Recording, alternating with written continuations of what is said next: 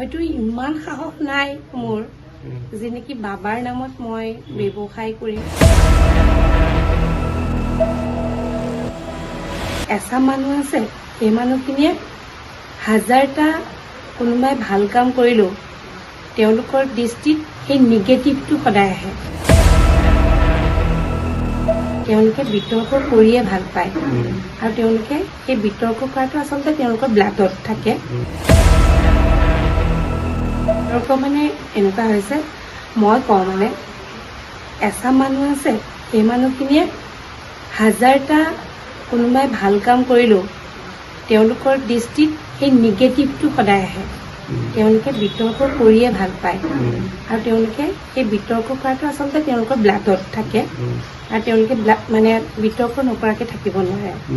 গতিকে সেইচাম মানুহে বিতৰ্ক কৰিবই, কিন্তু পজিটিভ বহুত আছে। সেইকাৰণে পজিটিভৰ মাজত নিগেটিভ থাকিবই। পজিটিভ নিগেটিভ দুটা নহ'লে হ'ব জানো? অকল যদি পজিটিভে হয় তেতিয়াহ'লে মানুহে নিগেটিভ নাথাকিলেহেঁতেন। তো নিগেটিভ পজিটিভ দুটাই থাকিব।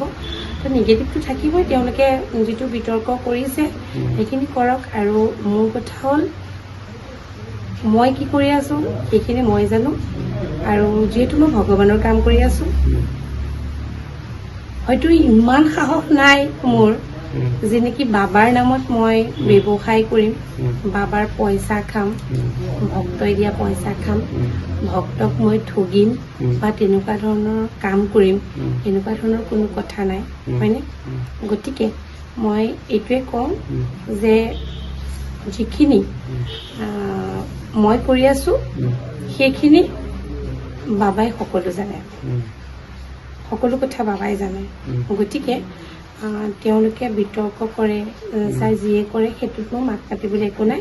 আৰু তেওঁলোকে যদি বোলে ভক্তক যদি তেওঁলোকে ৰখাব পাৰে এই ধৰণে বিতৰ্কমূলক পোষ্ট দি পেলাই, তেওঁলোকে তেতিয়া ৰখাওক আৰু আমি আমাৰ কাম কৰি যাম। আৰু যিহেতু এতিয়া মন্দিৰভাগ আমাৰ সৰুহে আছে, মন্দিৰভাগ আমি বনাবই লাগিব। ভক্তই যি দান দক্ষিণা অৰিহণা যি আগবঢ়াইছে, আমি কেৱল মাত্ৰ বাবাৰ সেই স্থানকণ দিবৰ বাবে আৰু ভক্তৰ যিমান ভক্ত আহিছে সেই ভক্তসকল ৰ'বৰ বাবে এতিয়া আমাৰ প্ৰত্যেকটো ক্ষেত্ৰতে আমাৰ লাইন ধৰিব লাগে। চবেই কয়, চবেই নহয় মানে কিছুমানে কয় যে আপোনালোকৰ প্ৰতিটো ক্ষেত্ৰতে লাইন ধৰিব লাগে, আপোনালোকে একেটাই কৰিব নোৱাৰে নেকি, একেটা লাইনতে আপোনালোকৰ সকলো নহয় নেকি?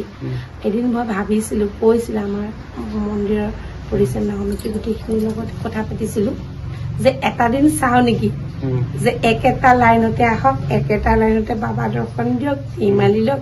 মানে তেওঁলোকে কৈছে যে একেটা লাইনতে শৰাই দিব লাগে, শৰাই দি গাখীৰ ঢালিব লাগে, গাখীৰ দি বাবা দৰ্শন কৰিব লাগে, বাবা দৰ্শন নিমালি ল'ব লাগে, নিমালি তাৰপিছত যাবগৈ লাগে।